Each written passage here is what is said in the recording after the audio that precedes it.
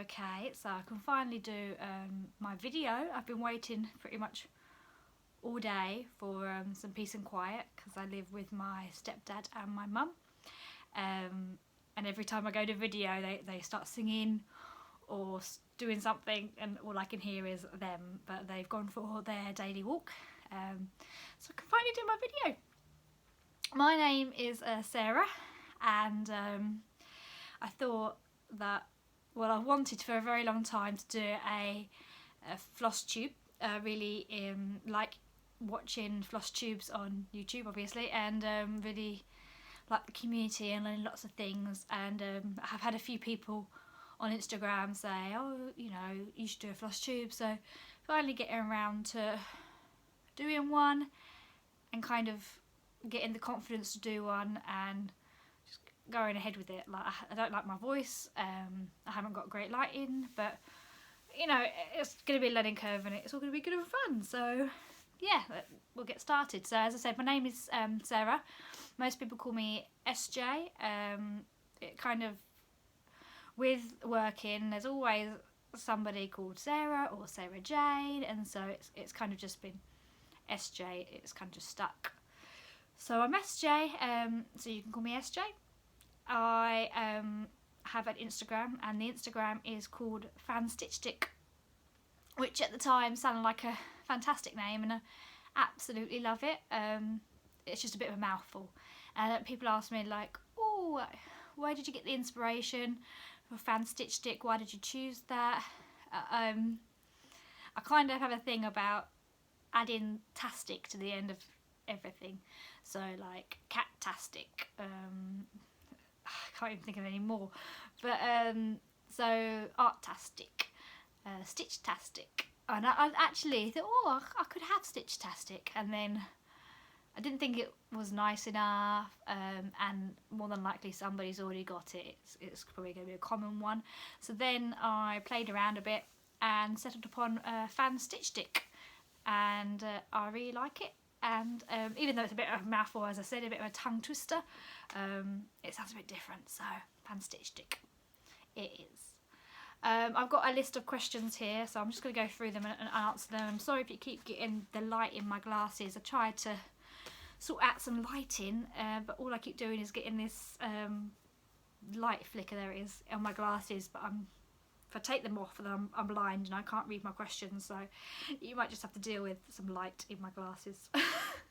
And they're new, by the way. I managed to get them just before lockdown because my other glasses were getting worse and worse with being able to see, so I managed to get these nice new ones, and they got delivered to my house because we couldn't go in and pick them up or get them fitted. So yeah, I like them. Anyway, gonna start off with my age. I'm 32, so I'm a bit older than some floss tubers that I've seen. Actually, I think I'm in the middle of the age range. It doesn't really matter. Like, nothing exciting has happened really since my 30s. Like, people say, oh, you know, life starts at 30 or life starts at 40 or whatever the saying is. People, when I turned 30, I was like, oh god, I'm turning 30.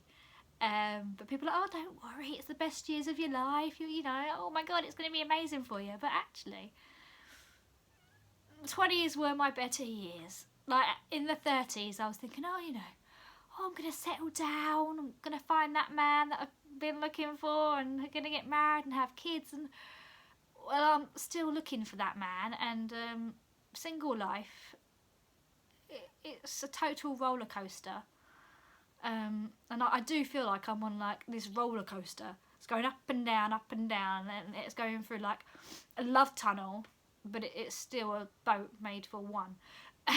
And I just don't feel like it's going to happen anytime soon, but I'm sure I'll get onto that a bit more later with one of the questions. So yeah, I'm 32. I'm going to be 33 at the end of May, so hoping that this lockdown will be over soon so I can celebrate in some kind of way, but I doubt it. I really doubt it. how I started cross stitching. So this is obviously a floss tube, so this first video is going to be an introduction about me, and then we'll get on to all the floss tubing and the cross stitching and embroidery and bits and crafting things that I do.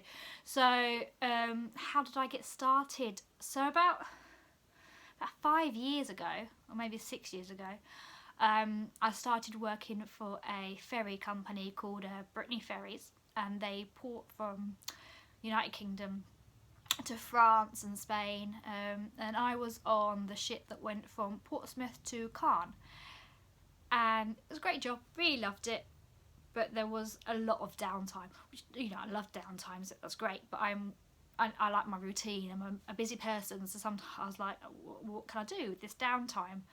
And before I went on the job, on the cruise, you spend about, it was 2 weeks on, a week off, and I decided I'll go to Hobbycraft and get some crafting things, and I didn't really think about cross stitching, but I was going down the aisle and Hobbycraft had these little kits with everything in them, just little tiny ones, you can put them on cards or stuff, and I just thought, I'll pick some of those up. And that first 2 weeks, in all my downtime, I started this cross stitching, and that was it. I was hooked. So in my weeks off, I would go back to Hobbycraft and buy some more kits, and then kind of, a few months later, I realised about Etsy and other places to get kits and stuff, or just to get the patterns, and I started exploring with just getting the patterns and getting my own Ada, and slowly building up my collection of threads and stuff. And I did start off with just getting any old threads that I could get my hands on, but now I'm a stiffler and I have to have DMC and nothing else, although I do like to play around with some different threads from other people, like weeks dye threads and stuff. So that's really how I started, and it's not stopped since. Like, literally all I do is cross stitch, apart from work and that. It's a really big hobby of mine, and I absolutely love it. So that's how I got started. Where do I live? So I live, I'm not going to say exactly where I live, because like any person, you don't have to be a wizard to find out exactly where I live. So I'm just going to say I live in the UK, hence the British accent, and I live in Kent. Let's just go with Kent. And I love where I live. I've lived here all my life. My whole family live here. All my close knits of friends live here. So it's great, and I go out and I see them when it's not locked down, and we have a good laugh, and I have a really, really nice group of friends, as I'm sure everyone does. So yeah, I live in Kent. What do I do? Oh, well, this is an interesting one. I work as in a school. I work in a school, in a primary school, and I work as a sign language support assistant. So I work in a school that has a deaf unit attached to it, and I go to the classes with the deaf students and help them with their work if they need it translated into sign language because they didn't quite understand the lesson or what the teacher said, or they just need help with it being explained in a different way because of the deafness. And I absolutely love what I do, so that does mean that I do sign language, and I'm very lucky to be qualified at level 2. I really want to take my level 3, my level 4, my level 6 to be like interpreter qualified. But it's a long old road, and I've been doing it now for nearly 4 years. I absolutely love it. Before then, I didn't quite know what I wanted to do, where I was going, and then it kind of just fell into my lap. I started working for a nursery, and they needed somebody to support a young girl who was deaf, and I just started learning sign language because that was the only way to communicate with her.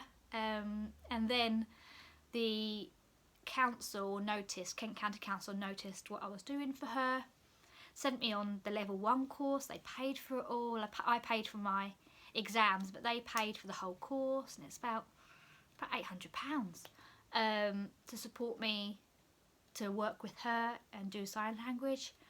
And then they sent me on my level 2 the year afterwards, once I'd passed my level 1.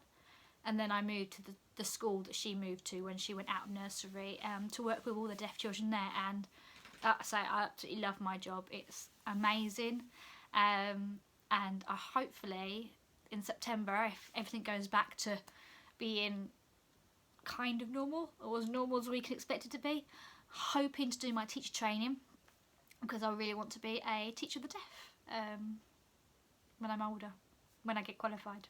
But yes, again, that's a long road too, because you have to go teacher training, and then after teacher training you have your MBQ year. Then after that you have to have at least like 3 years experience with teaching normally, and then you can go on to do your distance learning in teach of the deaf training, and that is a 2-year course.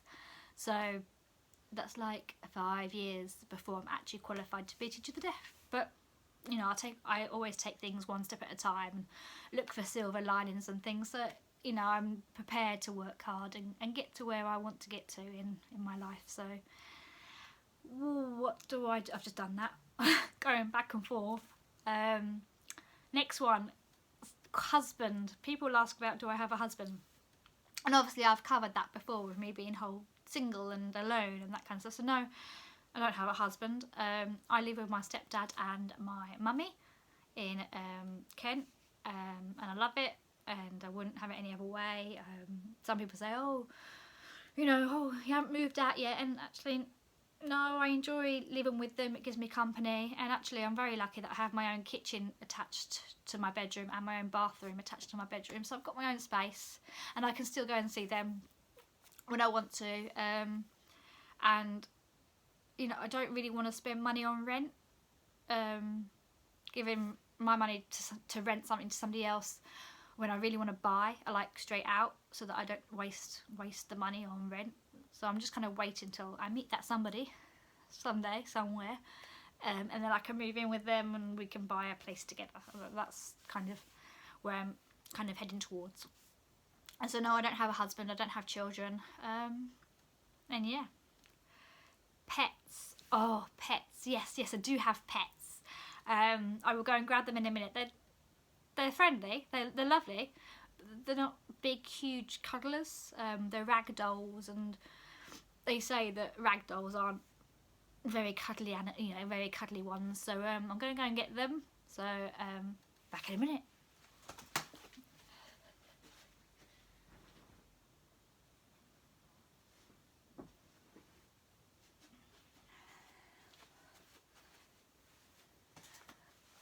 So, yes, she has a cone on her head. I'm afraid that she has a cut just here that you can just about see, because she got not attacked. It was very quick. We managed to get her in before anything else happened, but another cat got a little bit too close. I had a bit of a spat, and she came away with the cut on her face. So we've just got her in a cone because she keeps scratching it with her back paws, and it's opening back up again and bleeding again, and we don't want it to get infected. So unfortunately she's in this cone, and she has been in it for about a week. We have some specialist cream to help it heal, but this is Luna. Yes, I named her after Harry Potter character because I love Luna in Harry Potter. And she's very purry, but she's not happy about having this cone on her head, bless her. She's not even going to look at the camera. She's going to ignore you all like she's been ignoring me because I've been mean and put this cone on her.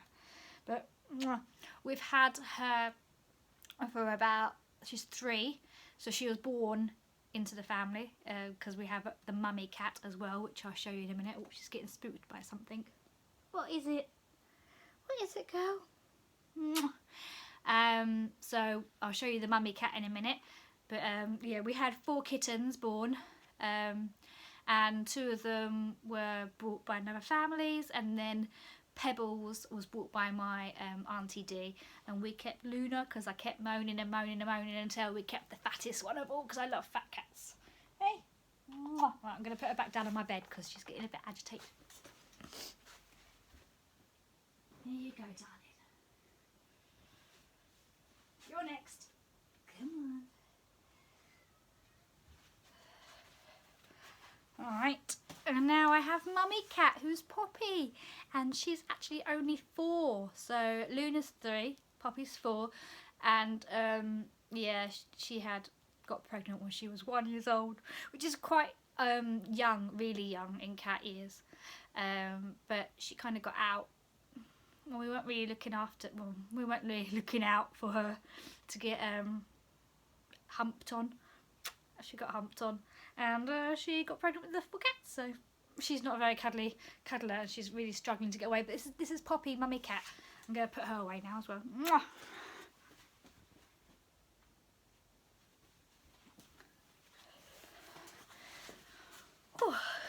Oh, losing my cushion. There we go. So yeah, they're not very cuddly people, although they cuddle on their terms. I'm sure if some of you guys have got cats, you will understand what I mean by they cuddle on their terms. So if I go to cuddle them, they absolutely hate it. But at night, I have both of them sleep with me on my bed. I have Luna by one side and Poppy by the other, and I can't move my feet. I can't roll over. I just have to get comfortable in the position they put me in and deal with it. And then when I wake up, they're there in the mornings too. Which is quite unusual because during the day, they hate each other. Well, they don't hate each other. They just don't. They pretend that they're not even, daughter and mother. They just ignore each other. So it's quite strange. And Poppy, the mummy cat, has a bit of a foot fetish. I've never seen it in any kind of other cat that I've met or had. That she just gravitates towards feet. So as soon as somebody puts their leg over their other leg and their foot's a little bit up, straight away she's there nudging away at the foot. And I don't know what it is about feet, but she absolutely loves them. So yeah, they're my cats. I haven't got any other pets. If I lived by myself, I would probably get loads because I love animals. I've always wanted a pet, so I've got cat hair on my nose and it's itching away. But there we go. So yeah, if I lived on my own, I've always wanted an axolotl. I'm not quite sure if that's how you pronounce it, but it's something like that. An axolotl, it's like a fish newt, and I really want the pink one. I can't believe I just did that. And they're so cute. They're so cute, aren't they? And I'd probably have a bearded dragon. Literally, I would have so many. And then if I was lucky enough to have fields as part of my property, I would love to have some llamas. I'm a little bit obsessed with llamas. I don't know if you've seen, just here on my side, I think I've got 3 llamas there. I've got llamas everywhere. I absolutely am crazy about llamas. Anyway, let's move on because otherwise this video is going to be like an hour long, and I don't really want my Floss Tubers to be sitting there for hours listening to me. But if you got this far, well, thank you for carrying on listening. Other hobbies, I absolutely love dancing. When I am not cross-stitching or working, then I am dancing, and I do ballroom and Latin dancing.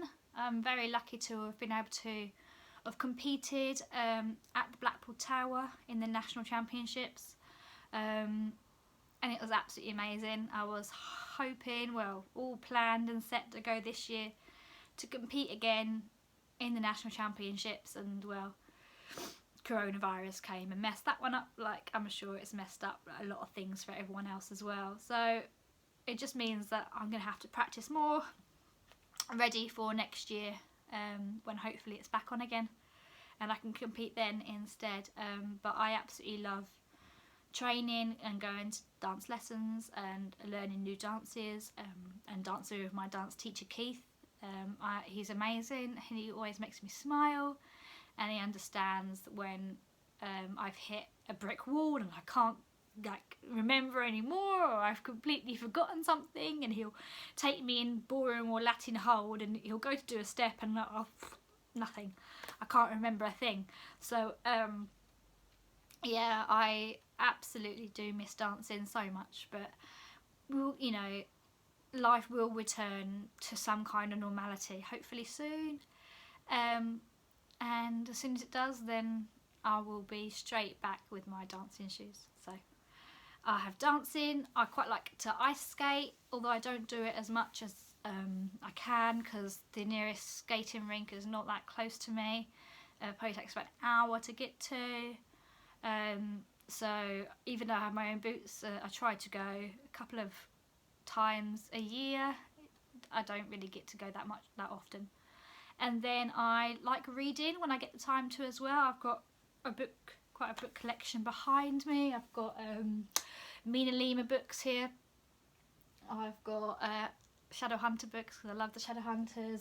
Hugo, Cabaret, Harry Potter collection going on there, and the Book of Dust by Philip Pullman, and 2 books by Gregory Maguire and Tim Burton.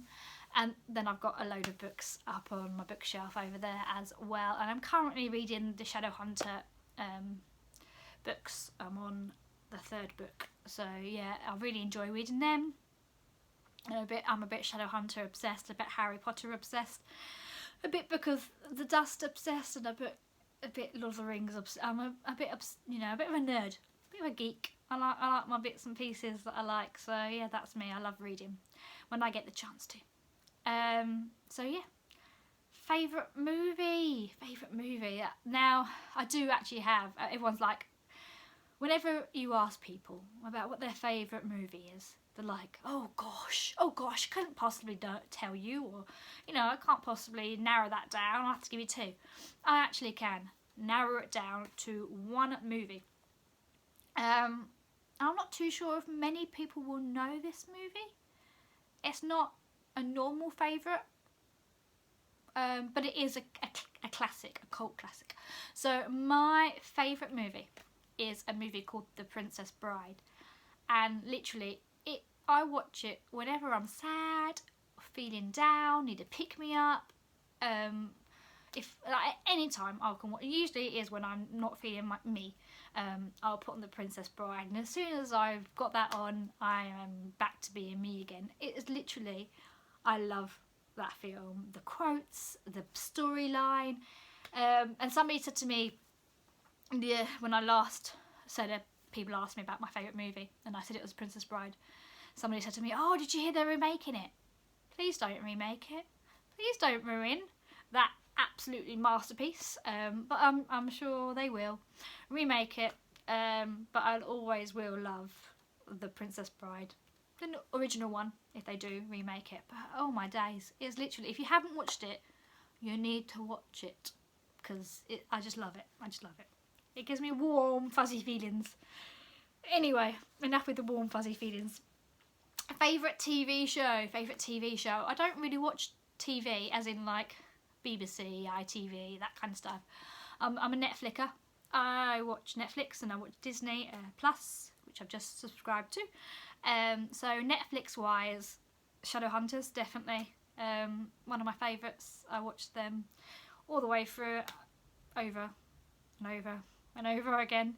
I like Riverdale, although the last series has gotten very peculiar. But I'm not going to say any more in case you are watching it and you haven't watched the last few episodes. Gilmore Girls. Absolutely love Gilmore Girls. I started watching that in my uni days about 10 years ago, and oh my days, yeah. I really love watching Gilmore Girls. Trying to think what else. Once Upon a Time I've watched, obviously, all the way through, and there's no more of them.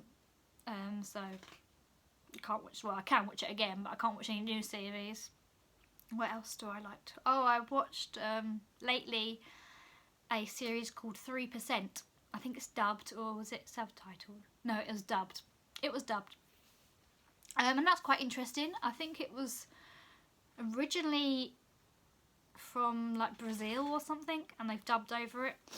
But yeah, that's a really good series. It's called 3%, and I really enjoyed that. So I quite like things that are like not real. So a different universe or a galaxy, or like Harry Potter's set in Hogwarts wizarding and stuff, and Shadowhunters is set with angels and vampires and demons and that. So I kind of like things that take your mind elsewhere. That's my kind of liking.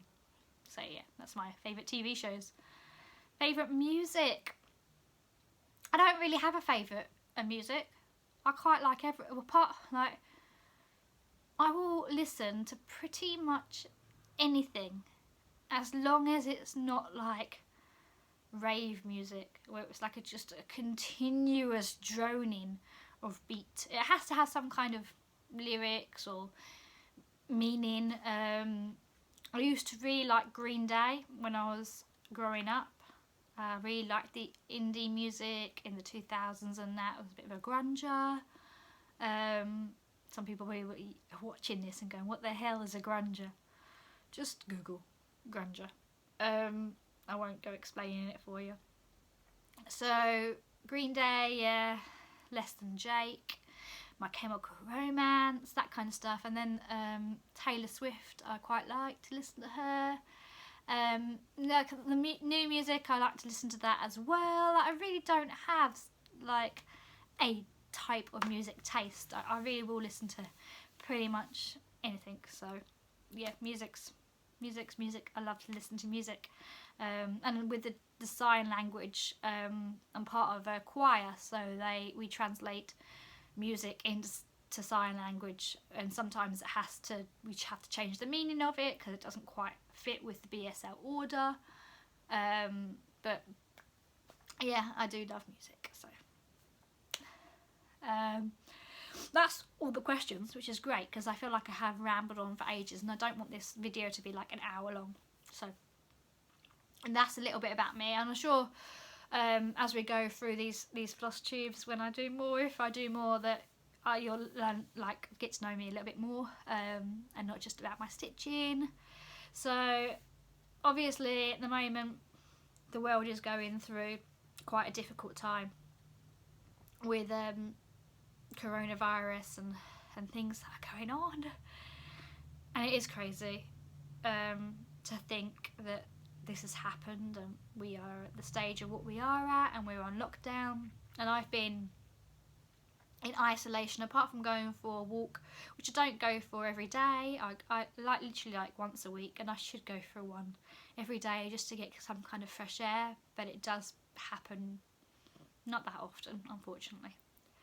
But I've been in isolation for over about 6 weeks now, and it's fine, you know, like I'm coping. I'm still FaceTiming my friends, and I've got my cross stitching to get on with, so that's great. I've got projects, but I do miss going to school and seeing those kids and doing my sign language, and just, yeah, I do miss it. But I'm very much a silver lining person, and like I said, it's given me time to be able to concentrate on my cross stitching and doing bits and pieces that I've been wanting to do for a while and haven't been managed to get my bottom into gear to do them. So yeah, hopefully, like I said, we'll be able to get back on track soon and get out and see our friends and start kind of returning to life as normal as it can be. I've managed to paint my kitchen. You can kind of see it to the side of me. Did kind of a geometric pattern. That was good fun. I managed to find some paints in the shed. I just started painting, and it came out really quite well, so pretty proud of that one. But hopefully when I post some more videos and things, the next videos are going to be like about my stash, things that I'm stitching, designers that I like, patterns that I like, those bits and pieces, how I stitch, hints and tips, that kind of stuff. And the next video that I do will probably be about 2019, the stitches that the pieces that I finished in 2019, and then I'll probably talk about what I'm doing at the moment in 2020 with some pieces, bits and pieces, and probably show you some whips. If you're not a big floss tuber or cross stitcher, and again you don't know what a whip is, it's called a work in process. So it's kind of a project that you've been doing for a long time. It's not finished, or, you know, work in progress. So a whip. And I've not got many whips. I know floss tubers or stitches in general have loads of whips. I can't do that. I really can't have loads of whips going on. I have to have, like, my maximum's like probably like 4. I have to spend a good block of time finishing a column or a section of that whip. I can't just have, you know, loads going on and not finish something. So I don't actually have that many whips, but oh well, you know, it is what it is. So hopefully you've enjoyed this video and I've not rambled on too much, and hopefully you'll come and join me for my next video. So thank you for watching, and see you again soon, and hopefully you're keeping safe in lockdown yourself, and yeah.